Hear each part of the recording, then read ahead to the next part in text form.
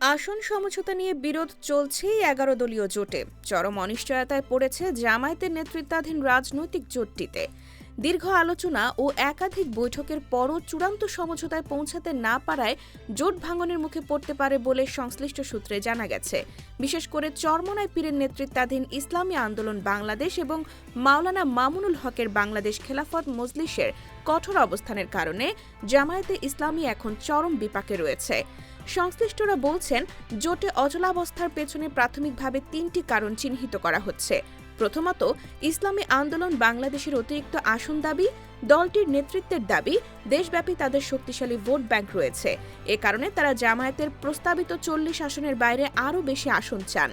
এমনকি জামায়াত অতিরিক্ত কিছু আসন উন্মুক্ত রাখার প্রস্তাব দিলেও তাতে রাজি হয়নি চরমনাই পীরের দল।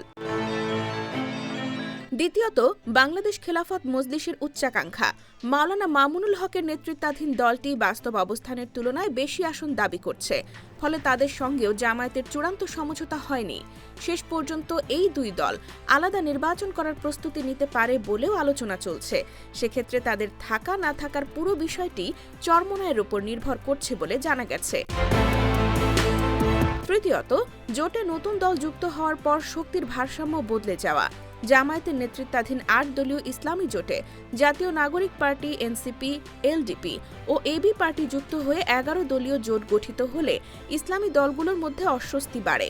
এনসিপিকে ৩০টি আসন ছেড়ে দেওয়ায় জামায়াতের সঙ্গে অন্যান্য ইসলামী দলের দর কষাকষির ক্ষমতা কমে গেছে বলে তারা মনে করছে। এর বাইরেও প্রাথমিক আসন সমঝোতার ভিত্তিতে চরমনাই পীর ও মামুনুল হকের দলের প্রার্থীদের বিপরীতে ১ ডজনেরও বেশি আসনে তাদের কোনো প্রার্থী দেয়নি জামায়াতে ইসলামী।